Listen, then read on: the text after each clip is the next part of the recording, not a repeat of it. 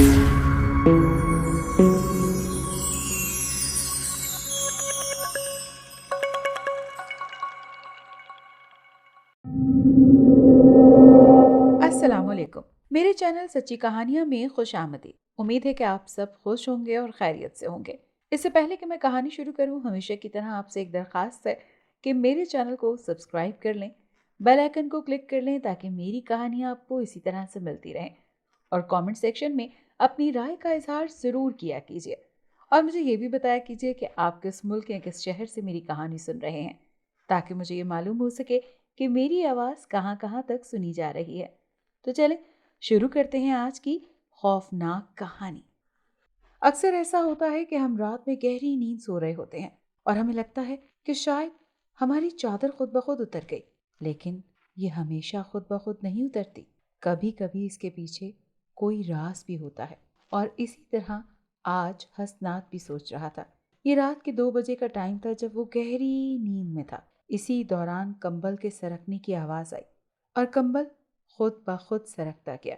हसनात के सीने से पेट तक आ गया। हसनात को सर्दी का एहसास हुआ तो उसने कंबल को दोबारा अपने ऊपर खींच कर ले लिया।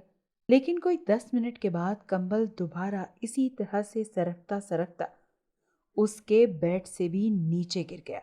कंबल के इस तरह एकदम हट जाने की वजह से हसनात की आंख खुल गई। वो उठकर आंखें मसलकर बेड पर बैठ गया और मतलाशी सी आंखों से अपना कंबल देखने लगा जो एकदम से गायब हो गया था।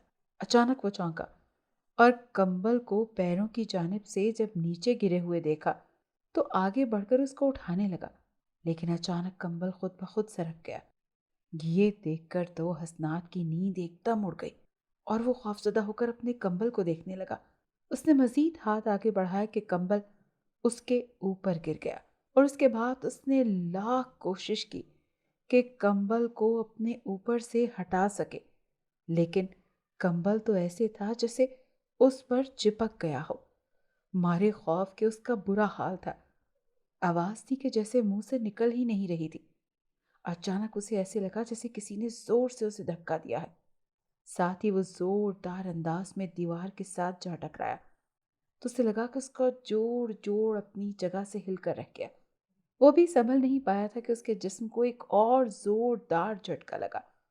गोया उड़ता हुआ ड्रेसिंग टेबल से जा टकराया। उसके टकराने की वजह से ड्रेसिंग टेबल का शीशा भी टूट गया था और वो जमीन पर गिरने की वजह से उसकी बहुत से जिस्म पर चुभ भी गया था। उसकी चीखें जोर से निकलने लगी। इतने में दरवाजे पर जोरदार दस्तक हुई। हसनात, दरवाजा खोलो। उसने अपने डैडी की आवाज सुनी, लेकिन उसे यूं महसूस हुआ कि जैसे उसके डैडी की आवाज किसी गहरे कुएं से आ रही है। हसनात, जल्दी दरवाजा खोलो। उसके डैडी की गरजदार आवाज फिर से आई, लेकिन हसनात तो उठने के काबिल ही नहीं था। एकदम बाहर से उसे नौकर की आवाज आई जो कह रहा था कि एहसन साहब, दरवाजा खुल नहीं रहा। ये एक मुलाजिम की आवाज थी। तो खड़े मेरा मुंह क्या देख रहे हो, तोड़ दो दरवाजा। एकदम आखिरी आवाज जो हसनात ने दरवाजा तोड़ने के बाद सुनी वो ये थी कि इसे क्या हो गया, और उसके बाद उसका दिमाग अंधेरों में डूबता चला गया। फिर जब दोबारा उसकी आंख खुली तो वो हॉस्पिटल के कमरे में था और करीब ही उसकी माँ बैठी थी। क्या हुआ बेटा, तुम ठीक तो हो ना? तुम इस तरह से चीख रहे थे जैसे। इतने में दरवाज़ा खुला और उसके डैडी एहसन साहब अंदर दाखिल हुए। क्या जाहिलों की तरह शोर मचा रखा था। उन्होंने आते ही गुस्से से कहा, पहले रात भर जागते रहे और अब हॉस्पिटल में तमाशा बना रहे हो। हसनात एकदम सहम गया। डैडी, वो कंबल वो कंबल मुझ पर से उतर ही नहीं रहा था। क्या कहा? मैं समझा नहीं। एहसन साहब ने उसे घूरा। वो कंबल, वो। इससे आगे हसनात कुछ ना बोल पाया। उसका जिस्म बुरी तरह कांप रहा था और वो किसी छोटे बच्चे की मानंद अपनी माँ से लिपटा बैठा था। क्या कंबल कंबल लगा रखा है, समझाओ इसे बेगम। इस उम्र में भी साहब का बचपना नहीं गया। तुम्हारे लाड प्यार ने बिगाड़ कर रख दिया है इसे, खानदान भर में तमाशा बना दिया है। एहसन साहब ने मजीद गुस्से से कहा और कहते हुए बाहर चले गए। इतने में हसनात को अंदाजा हो गया कि वो अस्पताल के कमरे में है और इर्द गिर्द नर्सेज उसे घूर घूर कर देख रही हैं। शायद वो अस्पताल के कमरे में भी बहुत ज्यादा चीख रहा था। बेटा, मुझे बताओ, मैं तुम्हारी माँ हूँ। क्या हुआ था तुम्हारे साथ रात को? اس کی والدہ نے شفقت بھرا ہاتھ اس کے سر پر رکھا۔ پھر حسنات نے ڈرتے ڈرتے رات والا سارا واقعہ اپنی ماں سے بیان کیا کہ کمبل تو بیڈ پر ہی پڑا ہوا تھا۔ نہیں امی، آپ یقین کریں، کمبل میرے اوپر سے اتر ہی نہیں رہا تھا۔ ہاں ہاں بیٹا، یقیناً ایسا ہی ہوگا، اس کی والدہ نے اس کے بالوں میں انگلیاں پھیرتے ہوئے اسے بہلانے والے انداز میں کہا، اور وہ ماں کی آغوش میں پڑے کمبل کو دیکھتا رہا۔ اصل میں حسنات یونیورسٹی کا اسٹوڈنٹ تھا۔ وہ اچھی خاصی شکل و صورت کا مالک تھا اور بہت سی لڑکیاں اس کے ارد گرد رہتی تھیں۔ اس کے ڈیڈی احسن صاحب ایک فرم میں بڑی اونچی پوسٹ پر کام کرتے تھے، اسی لیے وہ مالی طور پر کافی خوشحال تھے۔ اس کی 2 بہنیں تھیں اور دونوں کی ہی شادی ہو چکی تھی۔ اس واقعے کے 3-4 دن کے بعد دوبارہ وہ ٹھیک ہو گیا اور حسنات نے سوچا کہ اب اسے یونیورسٹی جانا چاہیے۔ یونیورسٹی گیا تو اپنی کینٹین میں بیٹھا تھا اور اس کے ارد گرد دوست بیٹھے تھے جو اس کی خیریت دریافت کر رہے تھے۔ اس نے دوستوں کو بتایا کہ اس کی بائک پھسل گئی تھی، جس کی وجہ سے وہ گر گیا تھا اور اسے اتنی چوٹیں آئیں۔ وہ خود اس واقعے کو وہم سمجھ کر اب بھول چکا تھا۔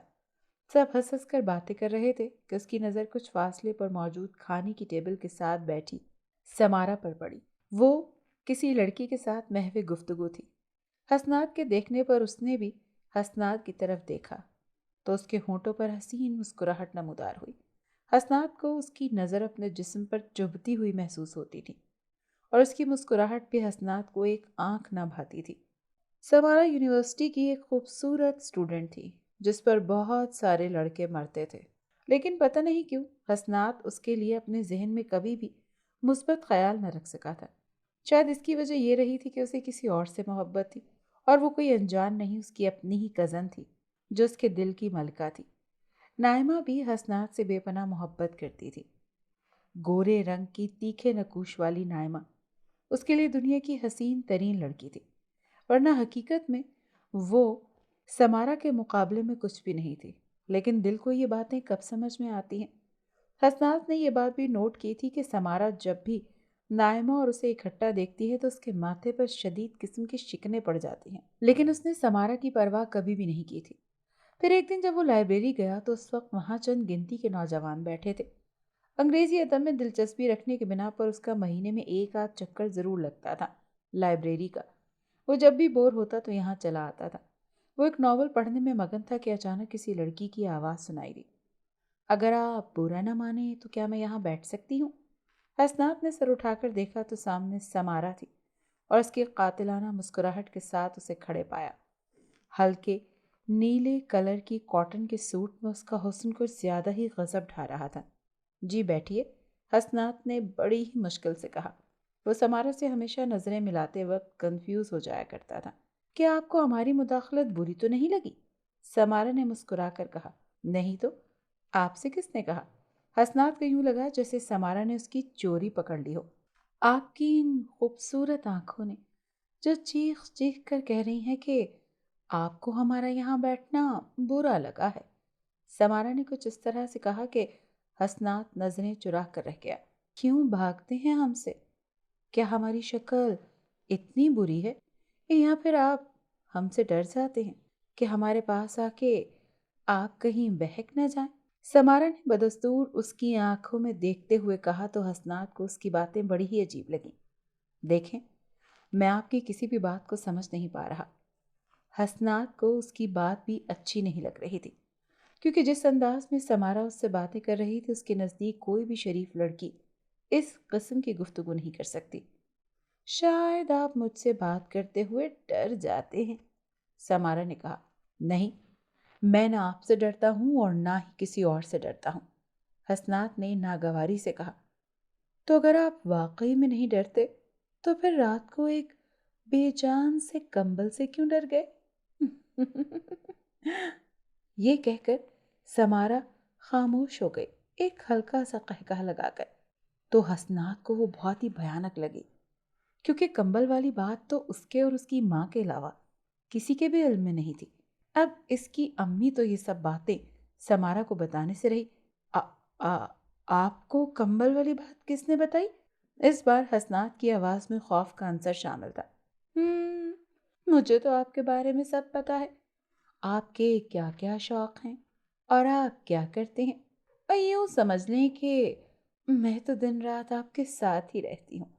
आपको जब कभी मौका मिले तो आप सबसे नज़र बचाकर अपने घर की छत पर जाकर सिगरेट भी पीते हैं, और ऐसा मौका आपको हफ्ते में एक आध बार मिल ही जाता है। क्यों, सच कहा ना?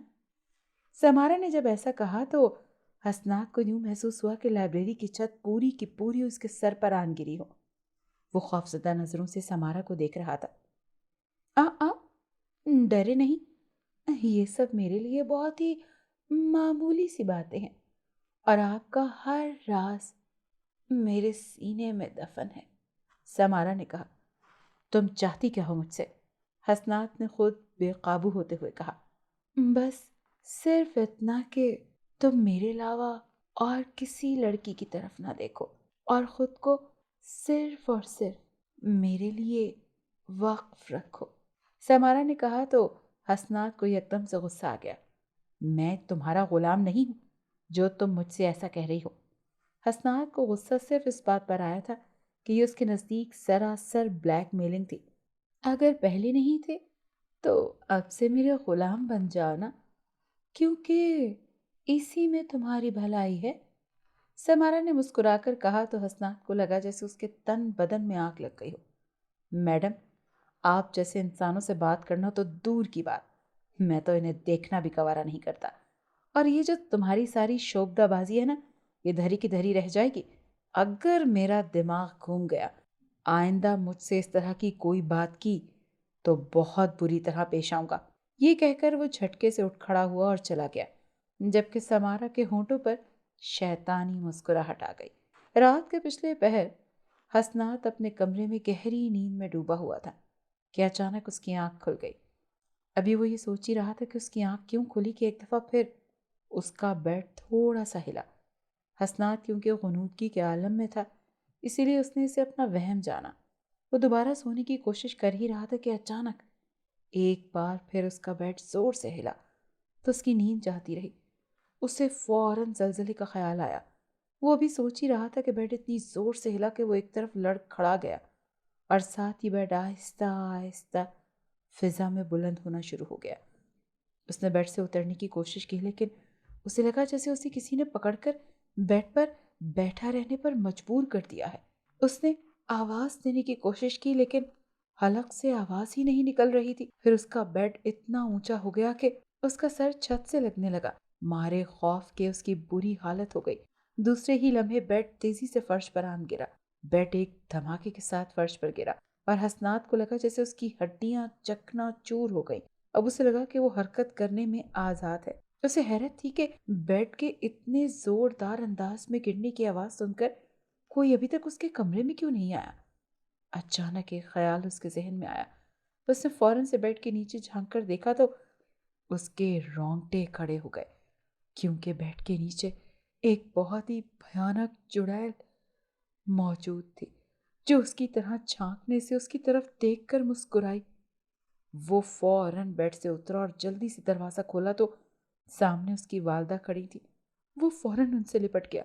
अम्मी, अम्मी, वो वो बेड के नीचे, वो वो अम्मी, मैंने खुद अपनी आंखों से देखा है। उसकी अम्मी मुस्कुरा रही थी। हसनात ने जब चीखते हुए कहा तो उसकी अम्मी प्यार से उसके सर पर हाथ फेरने लगी। अचानक आसिम को लगा कि वो बर्फ की किसी सिल के साथ लिपटा हुआ है। तो उसने फौरन अपनी अम्मी के चेहरे की तरफ देखा तो उसके मुंह से एक भयानक चीख निकल गई, क्योंकि वो वही चुड़ैल थी जो उसके बेड के नीचे मौजूद थी। वो उसे देखकर मुस्कुरा रही थी और साथ साथ अपना भयानक हाथ हसनात के सर पर फेर रही थी। हसनात मारे खौफ के बेहोश हो गया और साथ ही उस चुड़ैल की बाहों में झूल गया। बेहोश होने से पहले आखिरी एहसास उसे ये हुआ कि चुड़ैल ने अपने नोकीले दांतों की मदद से उसके कांधे को चबा डाला है, और साथ ही उसके एहसासात तारीकी में जाते गए। हसनात के एहसासात बेदार हुए तो उसे महसूस हुआ कि कोई उसके बालों में हाथ फेर रहा है। उसकी आंखें खुल गई थी, लेकिन इनमें धुंध छाई हुई थी। फिर जब धुंध हटी तो उसने अपनी अम्मी को अपने ऊपर झुके हुए पाया तो रात का वाक़या एकदम से उसके जहन में कौंध गया, और वो फौरन तड़प कर बेड से उतरा और कांपते हुए कहा, कौन हो तुम? बेटा, मैं तुम्हारी अम्मी हूँ, उसकी माँ ने परेशान होकर कहा। नहीं, तो तुम झूठ बोल रही हो, तुम मेरी माँ नहीं हो। हसनात ने 2 कदम पीछे हटते हुए कहा। क्या बकवास कर रहे हो? क्या ड्रामा लगा रखा है तुमने? हसनात के वालिद एहसन साहब ने गुस्से से कहा, जो साथ ही सोफे पर बैठे हुए थे। अब्बू, अब्बू मैं सच बोल रहा हूँ, ये अम्मी नहीं है, बल्कि ये चुड़ैल है, ये डायन है। हसनात ने इतना ही कहा था कि मामला एहसन साहब की बर्दाश्त से बाहर हो गया। वो आगे बढ़े और एक जोरदार थप्पड़ हसनात के गाल पर रसीद कर दिया।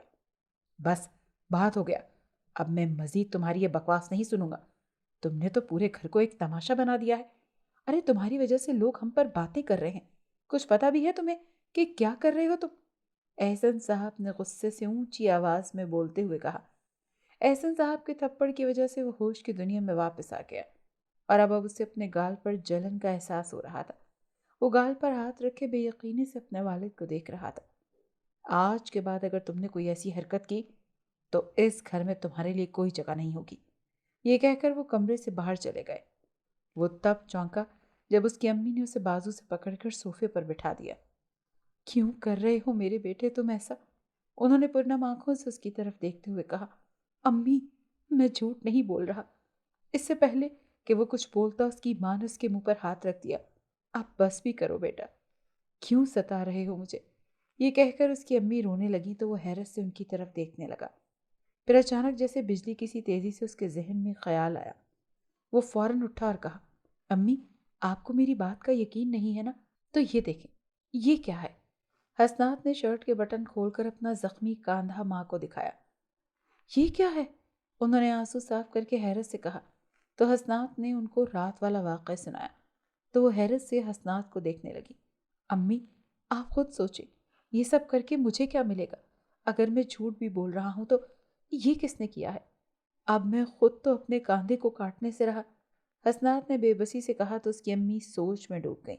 उन्हें इस नीम तारीख कमरे में बैठे हुए 20 मिनट गुजर चुके थे और जकिया बेगम, जो कि हसनात की माँ थी, हसनात को देखती तो कभी सामने बैठे हुए आलिम साहब को देखती, जिनके सामने एक स्याह रंग की देचकी रखी हुई थी और देचकी के नीचे आग जल रही थी, जिसमें आलिम साहब ने कुछ डाला हुआ था और उसको हिला रहे थे।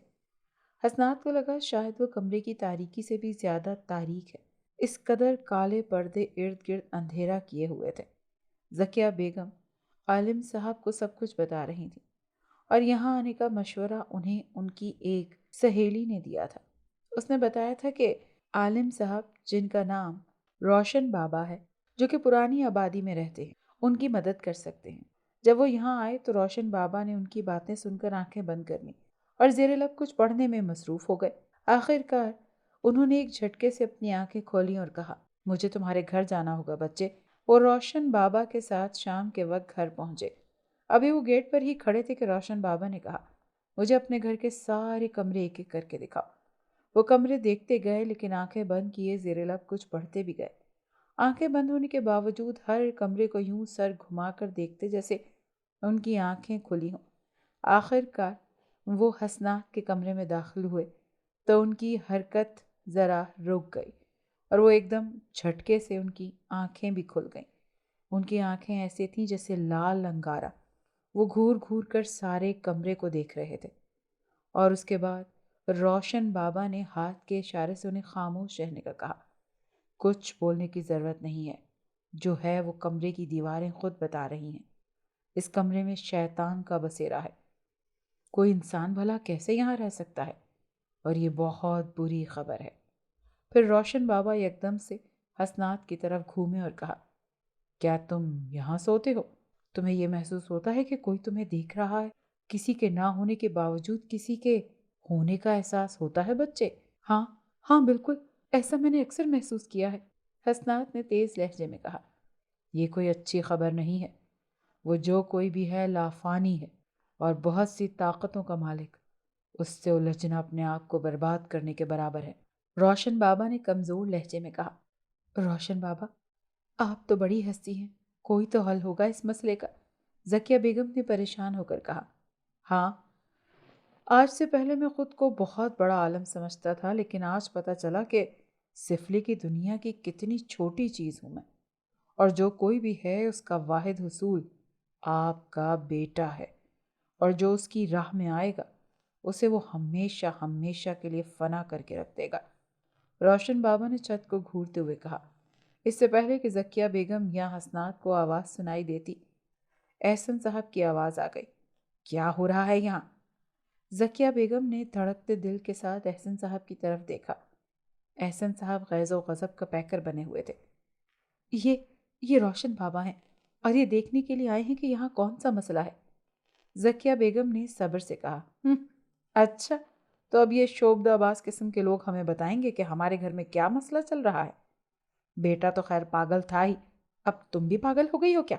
एहसन साहब ने गुस्से से कहा। पागल ये नहीं एहसन साहब, पागल तो आप हैं।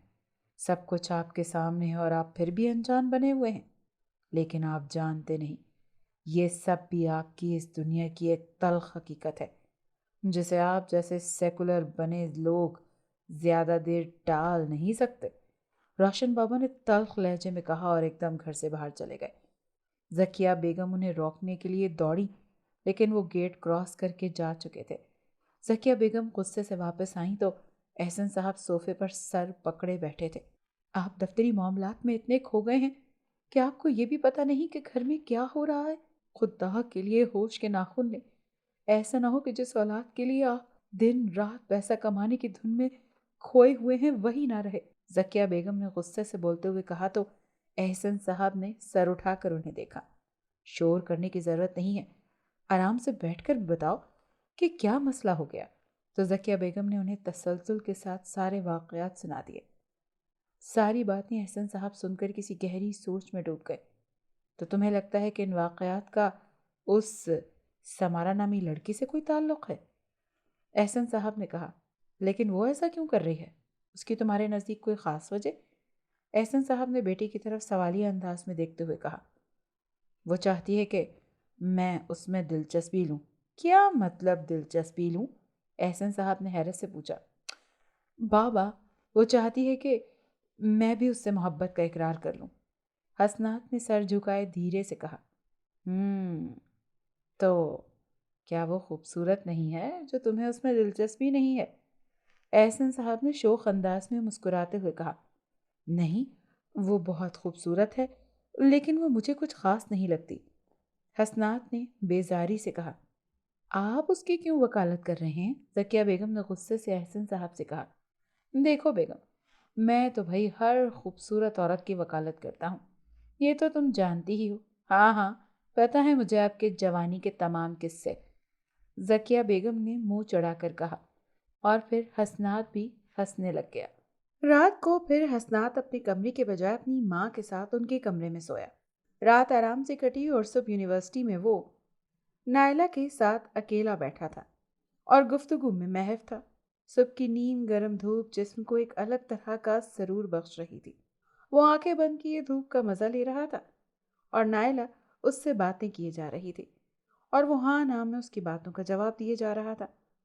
उसने अभी अपना ये मसला नायला के साथ डिस्कस नहीं किया था, क्योंकि अगर वो उसे कुछ भी बताता तो वो बेचारी खामखा परेशान हो जाती। हसनात, आओ क्लास में चलते हैं, लेक्चर शुरू हो गया होगा।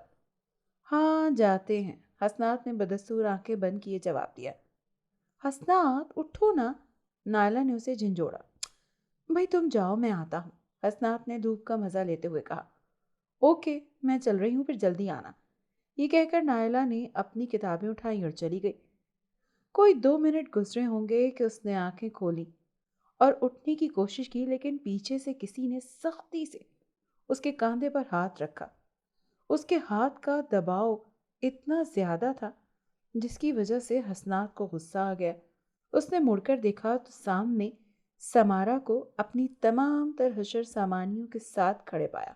तुम कहीं नहीं जा रहे, आराम से बैठो, समारा ने खिलाफ मामूल संजीदगी से कहा। यह कौन सा तरीका है किसी से बात करने का? हसनात ने गुस्से से कहा और उठ खड़ा हुआ। मैं आराम ही से बात कर रही हूँ, तुम तो खामखा गुस्सा दिखा रहे हो, समारा ने बदस्तूर संजीदगी से कहा। उस वक्त हसनात को वो जहर लग रही थी। मैं एक औरत होने की वजह से तुम्हारी इज्जत कर रहा हूँ, वरना ऐसी बातों का जवाब देना मुझे खूब आता है। حسنات نے جل کر کہا اور جانے کے لیے مڑا۔ میں نے شاید تمہیں جانے کی اجازت نہیں دی جانے من۔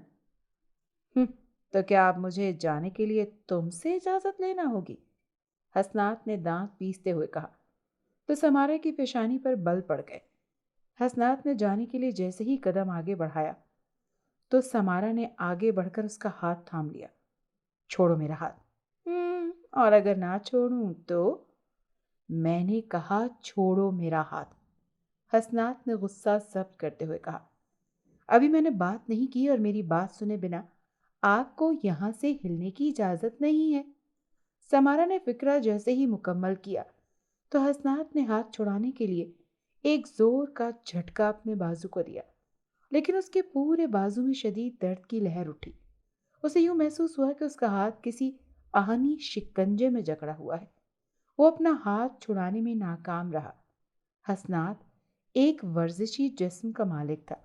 اس نے جس انداز میں ہاتھ چھڑانے کے لیے جھٹکا مارا تھا، اس حساب سے تو سمارا کو منہ کے بل گر جانا چاہیے تھا، لیکن وہ اپنی جگہ مضبوطی سے کھڑی تھی۔ البتہ حسنات کو اپنا بازو پکڑنا پڑ گیا کیونکہ بازو میں ناقابل برداشت درد اٹھ رہا تھا۔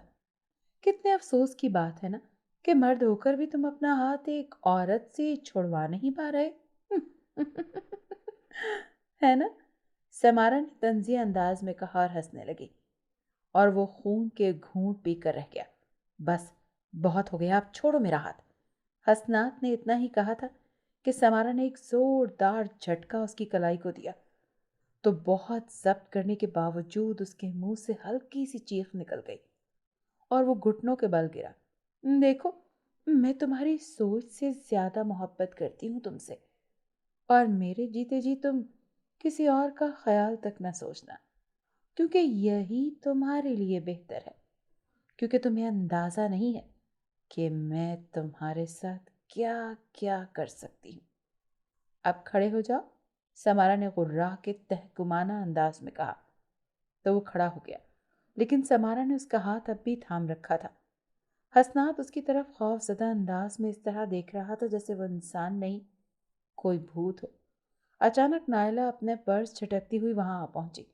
حسنات، تم نے میرا پین تو نہیں دیکھا؟ نائلہ نے اوپر دیکھے بنا کہا۔ جب اس کی نظر ان دونوں پر پڑی تو وہ حیرت سے سمارا کو عاصم کا ہاتھ تھامے دیکھ رہی تھی۔ نائلہ کو نظر پڑتے ہی سمارا نے مسکرا کر حسنات کا ہاتھ چھوڑ دیا تو حسنات اپنی کلائی مسلنے لگا۔ کیسی ہو نائلہ؟ سمارا نے مسکرا کر کہا اور ہاتھ آگے بڑھا دیا تو نائلہ نے بھی حیرانگی کے ساتھ ان دونوں کو دیکھتے ہی سمارا سے ہاتھ ملا لیا۔ پھر حسنات نے بجلی کسی تیزی کے ساتھ نائلہ کا بازو تھاما اور اسے کھینچتے ہوئے وہاں سے لے جا کر کینٹین میں بٹھا دیا۔ حسنات، کیا کر رہے ہو؟ چھوڑو میرا ہاتھ، مجھے درد ہو رہا ہے۔ نائلہ نے تلخی سے کہا تو حسنات نے اس کا بازو چھوڑ دیا اور اسے لے کر کینٹین میں آ گیا۔ مجھے تو پین نہیں مل رہا تھا، میں وہ ڈھونڈنے واپس آئی تھی، لیکن یہ سمارا وہاں کیوں کھڑی تھی اور اس نے تمہارا ہاتھ کیوں تھام رکھا تھا؟ نائلہ نے فکر مند لہجے میں کہا تو اس کا شک دور کرنے کے لیے حسنات نے شروع سے لے کر آخر تک ساری بات سنا دی تو نائلہ پریشانی کے عالم میں حسنات کو دیکھنے لگی۔ حسنات 2 دن سے اپنی والدہ کے ساتھ انہی کے کمرے میں سو رہا تھا۔ احسن صاحب کو کیونکہ رات گئے تک دفتر کا کام دیکھنا ہوتا تھا، اسی لیے وہ ساتھ والے کمرے میں تھے تاکہ ان کی وجہ سے کسی اور کی نیند خراب نہ ہو۔ جب حسنات کو پیاس محسوس ہوئی تو وہ اٹھ کر پانی پینے لگا اور اسی دوران وہ گیلری میں گیا۔ اسے وہاں پر کچھ سرگوشی سی محسوس ہوئی۔ وہ دبے پاؤں چلتا ہوا واپس آیا اور اس نے ماں اور باپ دونوں کو کہا کہ مجھے چھت پر کسی کے قدموں کی چلنے کی آواز آ رہی ہے۔ اس کے بعد احسن صاحب نے اپنا پسٹل نکالا اور سب کے سب چھت کے اوپر دبے قدموں سے جانے لگے۔ شدید قسم کا اندھیرا چھت پر چھایا ہوا تھا۔ احسن صاحب نے آگے بڑھ کر لائٹ آن کی تو انہوں نے دیکھا کہ ان کی ملازمہ جو ہمیشہ سے سر پر دوپٹہ اچھی طرح سے اوڑھ کر رکھتی تھی، ننگے سر بال بکھرائے چھت پر آلتی پالتی مارے بیٹھی تھی۔ اس کا چہرہ دوسری طرف تھا اور کمر ان کی طرف۔ وہ کچھ اس طرح سے آگے پیچھے ہل رہی تھی جیسے کچھ پڑھ رہی ہو۔ ملازمہ کو دیکھ کر احسن صاحب کا تنا ہوا ریوالور نیچے کو جھک گیا۔ زبیدہ، ذکیہ بیگم نے اسے آواز دی تو اس کا ہلنا یکدم بند ہو گیا اور دوسرے ہی لمحے وہ اٹھ کھڑی ہوئی لیکن اس کی کمر بدستور ان کی طرف تھی۔ زبیدہ، کیا بات ہے؟ تم کیا کر رہی ہو اس وقت چھت پر؟ ذکیہ بیگم نے 2 قدم اور آگے بڑھتے ہوئے کہا تو زبیدہ نے ان کی طرف اپنے چہرے کا رخ پھیر لیا۔ جیسے ہی ان کی نظر زبیدہ کے چہرے پر پڑی تو ذکیہ بیگم اور حسنات کے منہ سے بے اختیار چیخ نکل گئی۔ زبیدہ کے چہرے پر زخموں کے لمبے لمبے نشان تھے، آنکھیں سفید رنگ کی تھیں۔ احسن صاحب بھی منہ پھاڑے اس کی طرف دیکھ رہے تھے۔ بہت برا کیا اس نے تمہیں میرے خلاف مشورہ دے کر، اس نے مرنا ہی ہے، لیکن اگر اس نے میرا کہا نہ مانا تو اس کا انجام اس سے بھی بھیانک ہوگا۔ زبیدہ نے حسنات کی طرف انگلی کا اشارہ کر کے کہا اور پھر قہقہہ لگاتی ہوئی دوڑ کر چھت پر سے چھلانگ لگا دی۔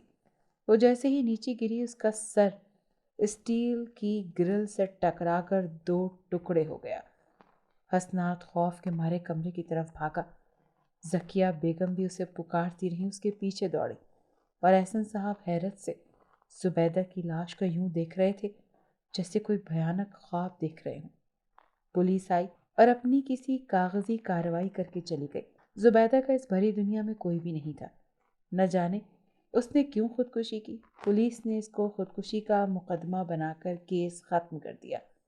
ان کے نزدیک یہ خودکشی سے زیادہ اور کوئی نہیں تھا۔ اور اگلے ہی دن روشن بابا ایک بار پھر احسن صاحب کے گھر میں موجود تھے۔ وہ آنکھیں بند کر کے اپنی موٹی ناک سے کچھ سونگھنے کی کوشش کر رہے تھے۔ احسن صاحب اور ان کی فیملی اسے پریشانی کے عالم میں دیکھ رہے تھے۔ اچانک اس نے اپنی آنکھیں کھولی۔ یہ سب وہ اس لڑکے کو حاصل کرنے کے لیے کر رہا ہے، اس کے علاوہ اور اس کا کوئی مقصد نہیں۔ اس نے حسنات کی طرف اشارہ کر کے کہا تو ذکیہ بیگم نے بے اختیار حسنات کو اپنی باہوں میں لے لیا۔ کون ہے وہ؟ کون ہے جو یہ سب کر رہا ہے؟ احسن صاحب نے پریشان ہو کر کہا۔ ایک شیطان اس کا حصول چاہتا ہے، وہ حسنات کو حاصل کرنا چاہتا ہے، اور ایسا سب وہ اس وقت تک کرتا رہے گا جب تک وہ اسے پا نہیں لیتا۔ روشن بابا نے کہا، لیکن کوئی اسے پانے کے لیے اتنا بے تاب کیوں ہے؟ ارے کیا بگاڑا ہے میرے بیٹے نے کسی کا؟ ذکیہ بیگم نے روتے ہوئے کہا۔ وہ جو بھی ہے اسے جنون کی حد تک چاہتا ہے، وہ اسے نقصان نہیں پہنچانا چاہتا، وہ بس اسے اپنے پاس رکھنا چاہتا ہے، کسی قیمتی چیز کی طرح۔ اسے روکنا تقریباً ناممکن ہے، کیونکہ وہ جو سب کر رہا ہے وہ اس کے لیے بہت معمولی باتیں ہیں، وہ تو اس سے بھی بہت زیادہ برا کر سکتا ہے۔ روشن بابا نے بے بسی سے کہا تو احسن صاحب بولے، اس کا کوئی تو حل ہوگا، لیکن اس سے الجھنا بہت مہنگا پڑ سکتا ہے بابو۔ روشن بابا نے اس کی بات کاٹتے ہوئے کہا، آپ بھی تو ایک بڑی ہستی ہیں، آپ چاہیں تو کیا نہیں کر سکتے؟ ذکیہ بیگم نے کہا، اگر آپ لوگوں کو یہ لگ رہا ہے کہ میں اس کا سامنا کرنے سے ڈرتا ہوں تو یہ بات پوری طرح سے غلط بھی نہیں، لیکن مسئلے پر اس پر سوچا جا سکتا ہے کہ کون سا طریقہ اختیار کیا جائے، لیکن اگر ہم ناکام رہے تو ہم میں سے کوئی بھی اپنی جان گنوا سکتا ہے۔ نہیں، ہم میں سے کسی کی جان نہیں جانی چاہیے، ہمیں یہ رسک نہیں لینا چاہیے۔ احسن صاحب نے جلدی سے کہا، رسک تو ہر کام میں ہوتا ہے، ٹھیک ہے آپ جو کہیں گے ہم وہ کرنے کو تیار ہیں۔ احسن صاحب نے لمبی سانس لے کر کہا، تو پھر سنو، شہر کے پرانے قبرستان میں موجود کسی قبر میں تمہارے بیٹے کا پتلا دفن ہے، اگر ایک بار وہ مل جائے تو کام بن سکتا ہے۔ روشن بابا نے پرفکر انداز میں کہا، لیکن وہ قبرستان بہت بڑا نہیں تو چھوٹا قبرستان بھی نہیں ہے، وہاں اتنی آسانی سے پتلا کہاں سے ملے گا؟ اور پھر کیا خبر وہ کہاں دفن ہوگا؟ احسن صاحب نے جھنجھلا کر کہا، تمہارا کیا خیال ہے بابو؟ جو کالی رات میں قاصد ہمیں یہ بتانے آیا ہے کہ پتلا کس قبرستان میں دفن ہے، کیا وہ پتلا ڈھونڈنے میں ہماری مدد نہیں کرے گا؟ روشن بابا نے خوفناک انداز میں مسکرا کر کہا تو وہ سب بے اختیار سر ہلانے لگے۔ اب وہ چاروں سورج کے ڈھلتے ہی پرانے قبرستان پہنچ گئے۔ شکستہ حال قبریں چاروں طرف پھیلی ہوئی تھیں۔ اس قبرستان کے ایک کونے میں ایک کچی اینٹوں کی کوٹری بنی ہوئی تھی جس میں ایک بوڑھا گورکن رہتا تھا۔ جسے دنیا میں صرف ایک ہی چیز عزیز تھی، جس کی وجہ سے وہ اس کی کوٹری پر ہر وقت چرس زدہ دھوئیں سے بھری رہتی تھی۔ احسن صاحب نے اسے اچھی خاصی رقم دی تھی، جس کی چرس لے کر اب وہ مدہوش ہو چکا تھا۔ وہ چاروں قبرستان کے احاطے میں داخل ہو چکے تھے۔ روشن بابا نے احسن صاحب اور زکیہ بیگم کو ٹوٹے دروازے کے پاس ہی رکنے کا اشارہ کیا اور خود حسنات کو لے کر آگے بڑھ گیا۔ حسنات سہمے ہوئے انداز میں چاروں طرف دیکھ رہا تھا۔ روشن بابا اس کا ہاتھ پکڑے آگے بڑھتا جا رہا تھا اور ساتھ ساتھ آنکھیں بند کر کے کچھ پڑھنے میں مصروف تھا۔ پھر ایک جگہ رک کر اس نے حسنات کو بیٹھنے کا اشارہ کیا اور حسنات اس کے اشارے پر زمین پر آلتی پالتی مار کر بیٹھ گیا۔ اس نے حسنات کے گرد چونے کی مدد سے ایک گول دائرہ بنایا اور پھر حسنات کو مخاطب کر کے کہا، ایک بات اچھی طرح سے جان لو، جو کوئی بھی ہے وہ تمہیں چاہتا ہے، اس کی اور کسی سے کوئی دشمنی نہیں ہے۔ اسی لیے جب تک تم حصار میں رہو گے اس وقت تک ہم سب لوگوں کی جانیں محفوظ رہیں گی، اور جب تک میں خود تمہیں باہر آنے کا نہ بولوں تم باہر نہیں آؤ گے، چاہے کچھ بھی ہو جائے۔ وہ جتنا بھی طاقتور ہو اس حصار کو عبور نہیں کر سکتا۔ یہ کہہ کر روشن بابا نے کدال اٹھائی اور حسنات کے 8 فٹ 9 فٹ کے فاصلے پر موجود قبر پر جیسے ہی کدال ماری، یکدم پورے قبرستان کے درختوں سے پرندوں کے چیخنے کی آوازیں آنے لگی، تیز ہوائیں چلنے لگی اور پھر قبرستان میں صرف کدال کے چلنے کی آواز گونجنے لگی۔ حسنات حیرت سے منہ کھولے یہ سب کچھ دیکھ رہا تھا۔ انہوں نے جھک کر گھڑے سے کچھ نکالا تو حسنات نے دیکھا کہ روشن بابا کے ہاتھوں میں کالے کپڑے میں لپٹی کوئی چیز تھی۔ جب اس نے کپڑا ہٹایا تو وہ ایک کپڑے کا بنا 1 فٹ لمبا پتلا تھا۔ حسنات آنکھیں پھاڑ پھاڑ کر اسے دیکھنے میں مصروف تھا۔ روشن بابا نے ایک زوردار تھپڑ اس پتلے کے منہ پر مارا اور کہا، مکر مت، اٹھ اور بتا تجھے کس نے یہ گندا کام سونپ دیا؟ لیکن پتلا ویسے کا ویسا ہی رہا۔ روشن بابا نے ایک اور تھپڑ پتلے کے منہ پر مارا اور چیخ کر کہا، اب بھی نہ بولا تو جلا کر راکھ کر دوں گا۔ حسنات کو لگا جیسے وہ پاگل ہو گیا ہے۔ بھلا بے جان پتلا بھی کبھی بول سکتا ہے؟ لیکن دفتن پتلے میں حرکت پیدا ہوئی اور اس نے کہا، جاؤ بھاگ جاؤ، اس سے مت ٹکراؤ، اس نے تم جیسے ہزاروں کو جلا کر راکھ کر دیا ہے۔ یہ لڑکا اسے پسند آ گیا ہے، وہ اپنی پسند اپنے پاس رکھنے کا عادی ہے۔ پھر ٹھیک ہے، میں بھی دیکھوں گا کہ تم اور وہ کتنے پانی میں ہو۔ روشن بابا نے اسے آدھا زمین میں گاڑ کر اس کے سامنے آلتی پالتی مار کر بیٹھ گیا اور زور زور سے منتر پڑھنے لگا۔ حسنات خوف کے مارے یہ ساری کارروائی دیکھنے میں مصروف تھا۔ کچھ ہی دیر کے بعد پتلے نے تڑپنا شروع کر دیا۔ روشن بابا اور زور سے منتر پڑھنے لگا۔ کافی دیر تک تڑپنے کے بعد پتلے نے آخرکار چیخنا چلانا شروع کر دیا۔ اس کی کربناک چیخوں نے حسنات کے رونگٹے کھڑے کر دیے۔ اب بول، کیا خیال ہے تیرا؟ روشن بابا نے غرا کر کہا۔ سمارا، سمارا نام ہے میری مالکن کا، پتلے نے خوفناک انداز میں سسکتے ہوئے کہا۔ ٹھیک ہے، میں تمہیں اس کے پاس واپس لوٹا رہا ہوں، اور جو تو نے اس لڑکے کے ساتھ کیا ہے وہی اس کے ساتھ کرنا۔ یہ کہہ کر روشن بابا نے اس پر پھونک مار دی تو پتلے کے منہ سے غراہٹ نکلی اور ساتھ ہی ایک دم وہ فضا میں بلند ہوا تو حسنات کی سٹی گم ہو گئی، اس کے اعصاب شل ہو گئے۔ اس نے جیسے ہی پتلے کو غائب ہوتے دیکھا تو فوراً اٹھ کھڑا ہوا۔ روشن بابا نے اسے ہاتھ کے اشارے سے روکنے کی کوشش کی، لیکن اس وقت حسنات قدم باہر رکھ چکا تھا اور اس نے جیسے ہی قدم باہر رکھا چونے کی لکیر ایک دم غائب ہو گئی اور ساتھ ہی روشن بابا کے حلق سے زوردار چیخ نکلی۔ حسنات نے دیکھا ایک لمبا خنجر روشن بابا کے پیٹ سے باہر آ گیا تھا۔ کسی نے ان کی پشت پر خنجر سے وار کیا تھا۔ روشن بابا جیسے زمین پر گرے تو حسنات نے دیکھا وہی پتلا منہ میں انگلی دبائے ہنس رہا تھا۔ حسنات نے نیچے گرے روشن بابا کی طرف دیکھا، وہ اپنی آخری سانسیں لے رہے تھے اور ہاتھ سے اشارہ کر رہے تھے کہ جیسے کہہ رہے ہوں کہ بھاگ جاؤ یہاں سے۔ حسنات کو جیسے ہوش آ گیا اور وہ فوراً گھر کی طرف بھاگا، لیکن جلدی میں وہ راستہ بھول گیا، اسی لیے اسے اب قبروں کے اوپر سے پھلانگنا پڑ رہا تھا۔ اسے اپنے پیچھے پتلے کے ہنسنے کی آوازیں سنائی دے رہی تھی۔ سامنے ہی گیٹ تھا۔ اس نے بھاگتے ہوئے احسن صاحب اور سکیہ بیگم کی طرف اشارہ کیا اور کہا بھاگے یہاں سے، اس نے روشن بابا کو مار دیا ہے۔ ہانپتے ہوئے حسنات کی حالت غیر ہو رہی تھی۔ احسن صاحب نے جلدی سے کار سٹارٹ کی۔ زکیہ بیگم اور حسنات اندر بیٹھے اور انہوں نے ڈرائیونگ سیٹ سنبھال لی۔ آدھے گھنٹے کا سفر تقریباً 15 منٹ میں طے کیا۔ زکیہ بیگم اس دوران مسلسل قرآنی آیات کا ورد کرتی رہی۔ احسن صاحب کی پیشانی پسینے سے تر تھی۔ انہوں نے آتے ہی تمام ملازموں کو ہال میں طلب کیا اور کہا کہ پوری رات سختی سے پہرا دیا جائے گا۔ کوئی 1 منٹ کے لیے بھی اگر سویا تو سمجھو اس کی نوکری گئی۔ ان تینوں میں سے رات کو کسی کو نیند نہ آئی۔ بس ایسے میں لیٹے لیٹے رات گزر گئی۔ ملازم ان کے ارد گرد کھڑے جاگتے رہے۔ ساری رات خاموشی سے گزری۔ صبح احسن صاحب نے فون پر بہت سے رابطے کیے۔ زکیہ بیگم اور حسنات چپ چاپ انہیں رابطہ کرتے دیکھ رہے تھے۔ آخر تک ہار کر انہوں نے کہا، میں نے اپنے دوست SSP حشام کو کہہ دیا ہے وہ یونیورسٹی سے اس لڑکی کا پتہ لے کر اسے فوری گرفتار کر لے۔ بہت تماشا ہو گیا، اب میں اور برداشت نہیں کروں گا۔ تو گرفتار کرنے سے کیا ہوگا؟ زکیہ بیگم نے حیرت سے کہا، حشام بہت ذہین آدمی ہے، وہ کوئی نہ کوئی ایسا ثبوت ڈھونڈے گا جس سے اس لڑکی کا اصل چہرہ دنیا کے سامنے آ جائے گا۔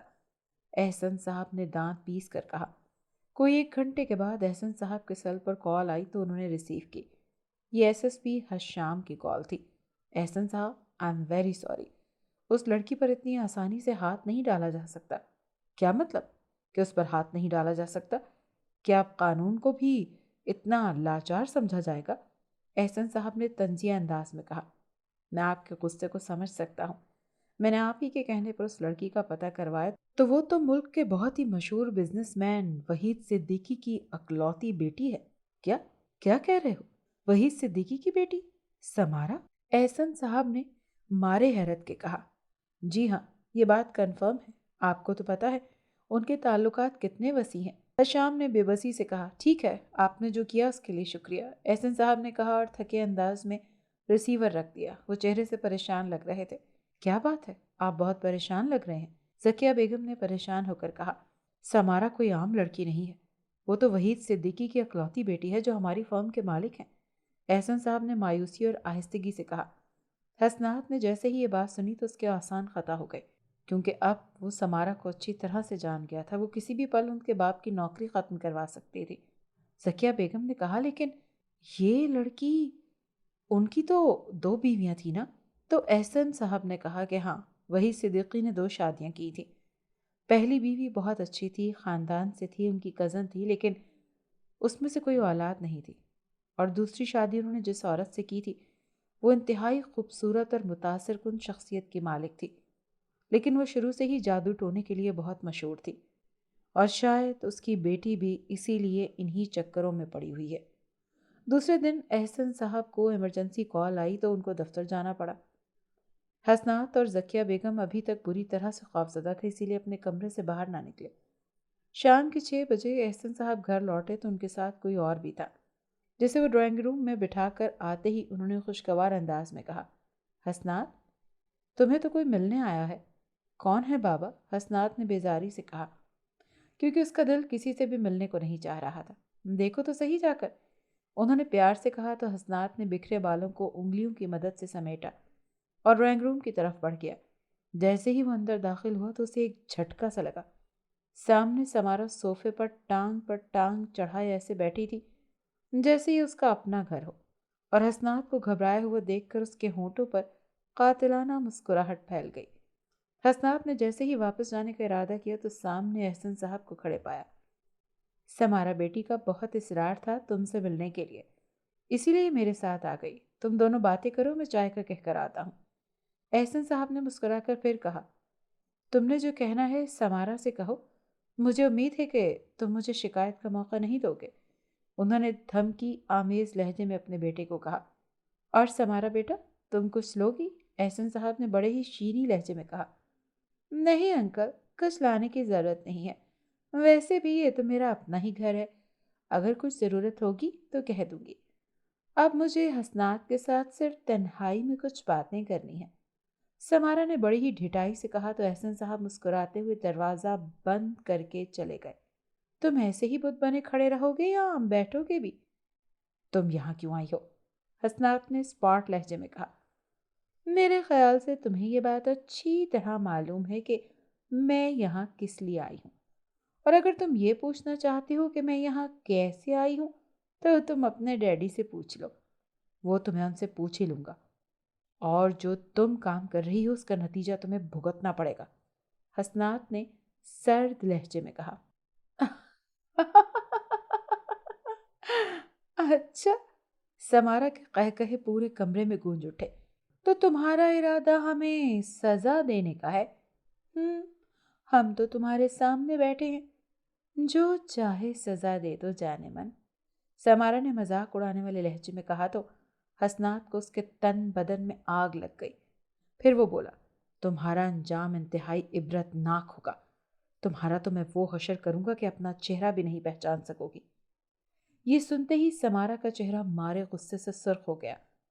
میں تمہیں چاہتی ضرور ہوں لیکن تمہیں اپنی توہین کرنے کی اجازت ہرگز نہیں دوں گی، سمارا نے غصے سے کہا۔ جن کی دو کوڑی کی بھی عزت نہ ہو ان کی صرف توہین ہی کی جا سکتی ہے، حسنات نے حقارت سے کہا تو دفتن اس کے گال پر ایک زوردار تھپڑ پڑا جس کی شدت سے اس کا چہرہ دوسری طرف گھوم گیا۔ اس نے حیرت سے سمارا کی طرف دیکھا تو وہ اب بھی اپنی جگہ پر ہی بیٹھی تھی۔ حسنات نے خوفزدہ نظروں سے ارد گرد دیکھا لیکن اسے تھپڑ مارنے والا کہیں نظر نہیں آیا تو وہ اور زیادہ سہم گیا۔ سمارا کے چہرے پر ایک شیطانی مسکراہٹ دوڑ گئی۔ وہ اٹھی اور آہستہ آہستہ چلتی ہوئی اس کے پاس آئی۔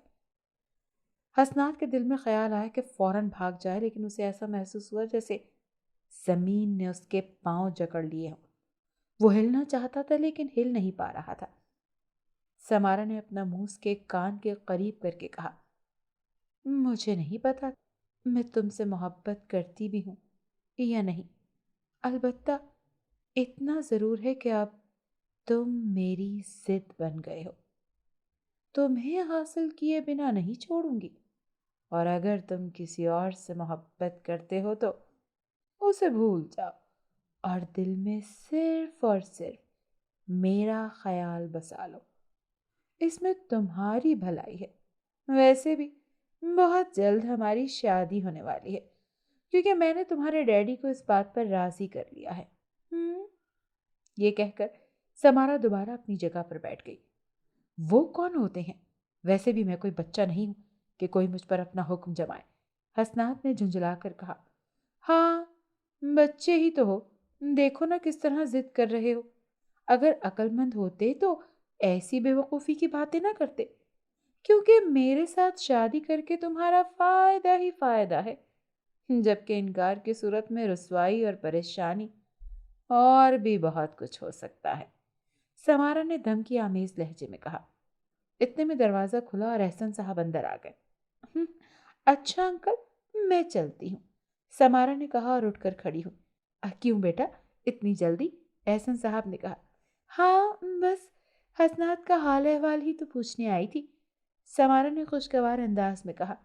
اوکے میں چھوڑ دیتا ہوں تمہیں گھر۔ نہیں، میں نے ڈرائیور کو کال کر دی ہے، وہ باہر آیا ہوا ہے، یہ کہہ کر اس نے حسنات کی طرف مسافے کے لیے ہاتھ بڑھایا لیکن حسنات نے اس کے ہاتھ کو نظر انداز کر دیا تو سمارا نے خود ہی اس کے ہاتھ کو تھام لیا۔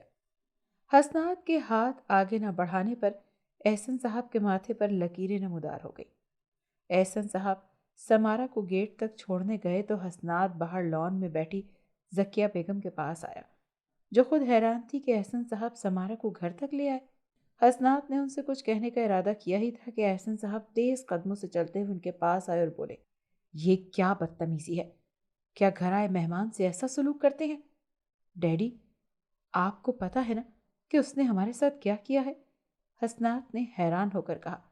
اس نے جو کیا وہ بھول جاؤ، اب اس کے ساتھ اچھے سلوک سے پیش آؤ کیونکہ میں نے اسے اپنی بہو بنانے کا فیصلہ کر لیا ہے، احسن صاحب نے نظریں چراتے ہوئے کہا تو ذکیہ بیگم اور حسنات کے منہ کھلے کے کھلے رہ گئے۔ یہ کیا کہہ رہے ہیں؟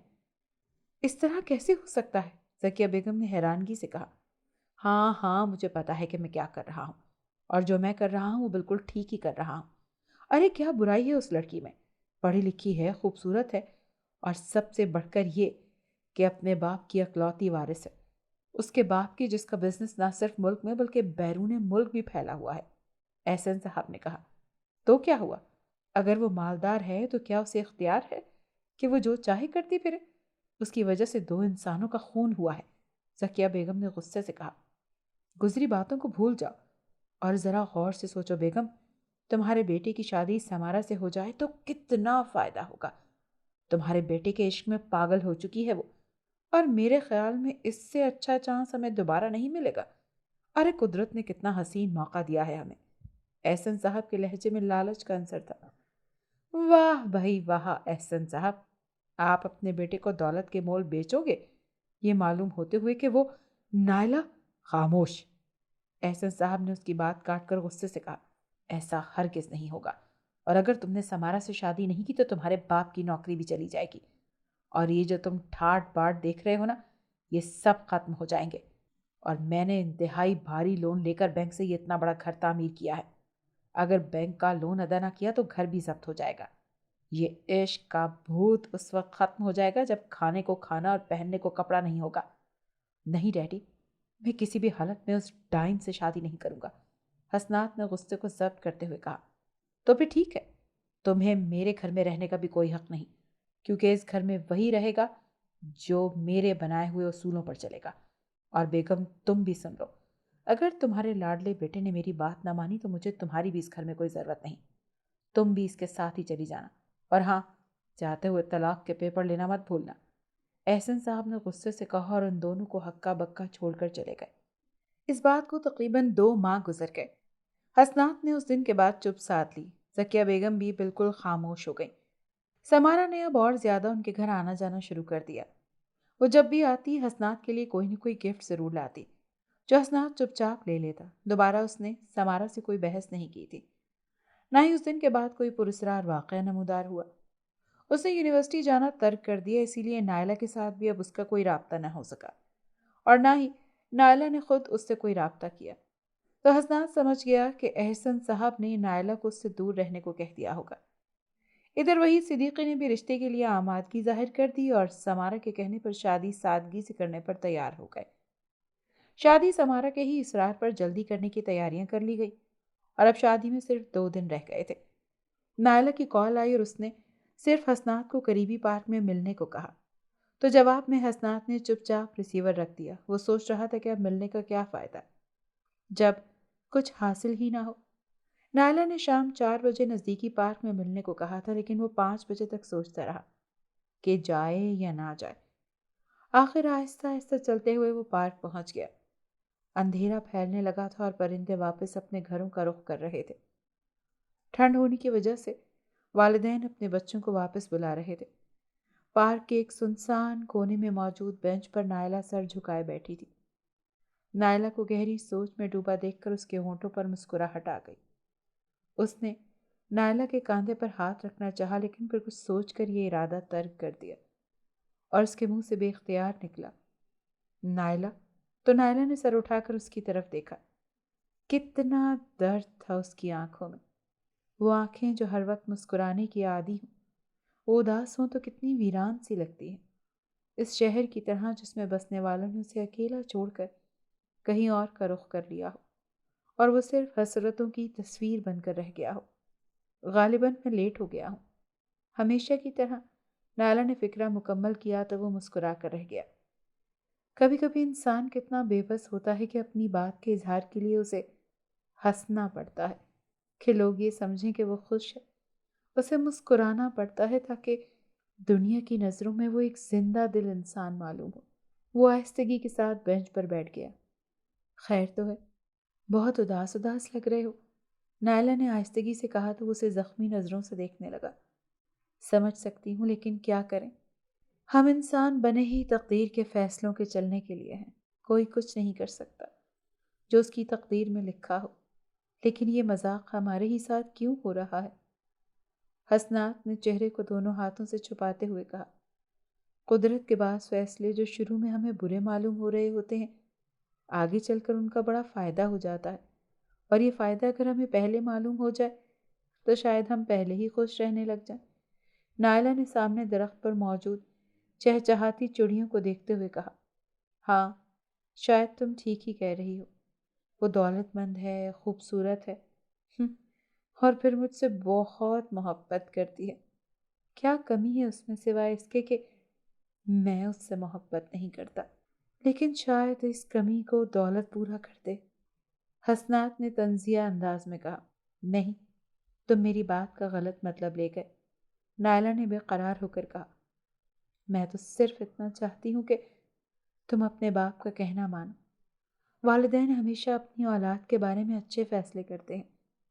کوئی ماں باپ اپنی اولاد کو مشکل میں نہیں دھکیلتا، وہ تو ہمیشہ انہیں خوش دیکھنا چاہتے ہیں۔ اور پھر وہ بھی تم سے کتنا ٹوٹ کر پیار کرتی ہے نا، اور اس کے پیار کو دیکھتے ہوئے تم بھی اس سے پیار کرنے لگو گے۔ بات کرتے کرتے آخر میں نائلہ کی آواز بیٹھ گئی اور حسنات کو بھی اپنے آنسو پلکوں پر محسوس ہوئے۔ نائلہ کے آنسو گالوں پر بہنے لگے۔ اس نے ہاتھ کی ہتھیلی سے گالوں پر بہنے والے آنسو کو صاف کیا اور کہا، میں ہمیشہ تمہیں خوش دیکھنا چاہتی ہوں۔ تم نے اگر مجھ سے کبھی بھی ذرا سی بھی محبت کی ہے تو تمہیں اس محبت کا واسطہ، تم کسی کو کچھ نہیں کہو گے۔ پھر محبت صرف پا لینے کا نام ہی تو نہیں ہے نا، محبت قربت کی محتاج تو نہیں ہوتی نا، یہ بات تم ہی تو کہا کرتے تھے نا، تو پھر خود کیوں لڑکھڑا گئے ہو؟ ہماری آج یہ آخری ملاقات ہے، بولو، یاد رکھو گے نا مجھے، بھول تو نہیں جاؤ گے نا؟ یہ کہہ کر اس نے حسنات کے کاندھے پر سر رکھ کر پھوٹ پھوٹ کر رونا شروع کر دیا، تو حسنات بھی اپنے آنسو روک نہ پایا۔ وہ پیار سے اس کے سر کو تھپ تھپانے لگا۔ ہاں، تمہیں ہرگز نہیں بھولوں گا، تم ہمیشہ میرے ساتھ سائے کی طرح رہو گی۔ میں زندہ بھی تمہاری یاد کے ساتھ ہی رہوں گا اور مروں گا بھی تمہاری ہی یاد میں۔ تمہاری یاد امانت کی طرح میرے سینے میں ہمیشہ دفن رہے گی۔ حسنات نے کپ کپاتی ہوئی آواز میں کہا تو نائلہ کو ایک جھٹکے سے خود سے دور کر دیا اور تیز تیز قدم اٹھاتا ہوا پارک سے نکل گیا، اور وہ حسرت سے اس کو جاتا ہوا دیکھ رہی تھی۔ آخر جیسا سمارا چاہتی تھی ویسا ہی ہوا، اور اب اسے اپنے اس بابا کی ضرورت بھی نہیں تھی جس کی مدد سے اس نے یہ سارا کالا جادو کا کھیل رچایا تھا۔ اس کے بابا کا نام پنڈت ہری چند تھا۔ وہ اسی سے ساری مدد لیتی تھی۔ اس نے سمارا کے کہنے پر حسنات کو پریشان کرنے کے لیے اس پر کالا جادو کیا تھا۔ وہ ایک مہان پنڈت تھے، اسی لیے تو روشن بابا اس کے علم کا توڑ کرتے کرتے خود ہی مر گئے، اور حسنات کی ایک چھوٹی سی غلطی کی وجہ سے وہ پھنس گیا۔ اگر وہ اس دن حصار سے باہر نہ آتا تو شاید آج وہ سمارا کے حصار میں قید نہ ہوتا۔ آج سمارا اور حسنات کی شادی تھی۔ وہ بہت خوش تھی۔ اسے آج اس کا پیار مل گیا، اس کی ضد مل گئی تھی۔ وہ فاتحانہ انداز میں بار بار حسنات کو دیکھ رہی تھی۔ حسنات بہت ہی بوجھل قدموں سے کمرے کی طرف بڑھا۔ حسنات کو دیکھ کر سمارا کے ہونٹوں پر ایک دل فریب سی مسکراہٹ نمودار ہوئی۔ حسنات لڑکھڑاتی ہوئی چال سے چلتا ہوا اس کے پاس آ کر کھڑا ہو گیا اور کچھ نہ بولا۔ سمارا نے نظر اٹھا کر حسنات کو دیکھا تو وہ اسے بہت ہی لاغر سا محسوس ہوا۔ پھر وہ آرام سے بیڈ پر بیٹھ گیا تو سمارا کی مسکراہٹ اور گہری ہو گئی۔ نائلہ کی دل کی بستی اجاڑ کر تم کیسے اس پر اپنی تمناؤں کا شہر بسا سکتی ہو؟ اگر چاہو بھی تو تم کبھی ایسا نہیں کر پاؤ گی، کیونکہ وہ شہر، وہ گھر کبھی آباد نہیں ہوتے جو کسی کی حسرتوں کا خون کر کے تعمیر کیے جاتے ہیں۔ حسنات آج کی رات بھی اس طرح کی باتیں سمارا سے کر رہا تھا۔ سمارا کو یقین نہیں آ رہا تھا۔ جانے من، آج سے یہ سب باتیں بھول جاؤ۔ آج سے ہم ایک نئی اور خوشحال زندگی کا آغاز کرنے والے ہیں۔ سمارا نے اس کا ہاتھ اپنے ہاتھ میں تھامتے ہوئے کہا تو حسنات کے ہونٹوں پر ایک زخمی سی مسکراہٹ آ گئی۔ خوشحالی کا تو علم نہیں، لیکن نئی زندگی ضرور شروع کرنے جا رہا ہوں، اور وہ بھی اکیلے، حسنات نے باریک سی آواز میں کہا۔ اس کے ساتھ ہی وہ اپنا توازن قائم نہ رکھ سکا اور بیڈ پر گر گیا۔ سمارا فوراً سے اسے اٹھانے کے لیے آگے بڑھی تو حسنات کے ہاتھ میں کوئی چیز دبی ہوئی تھی۔ سمارا نے زبردستی اس کی مٹھی کھولی تو اس میں زہر کی شیشی تھی۔ سمارا ایک دم اس کے قریب آئی اور چیخنے لگی، تم میرے ساتھ ایسا نہیں کر سکتے، تم ایسا نہیں کر سکتے، تم صرف میرے ہو، میں تم سے بہت پیار کرتی ہوں، तुम बाबा, पंडित बाबा, मैं उनको बुलाती हूँ, वो तुम्हें मरने नहीं देंगे। तुम्हें क्या लगता था कि तुम जीत जाओगी समारा? तुम अपना काला जादू चलाकर मुझको जीतने चली थी। लेकिन तुम भूल गई कि इश्क पर कोई जादू नहीं चलता। अगर मैं नायला का ना हो सका तो मैं तुम्हें भी नहीं मिल पाऊंगा। बहुत देर हो गई। अब तुम मुझे नहीं पा सकती। अब मैं तुम्हारे हर जादू से आज़ाद हूँ, हर जादू से। और ये वो आखिरी अल्फाज थे जो हसनात के मुंह से निकले, और उसके बाद हसनात की गर्दन एक तरफ ढलक गई और समारा खाली हाथ मलती रह गई।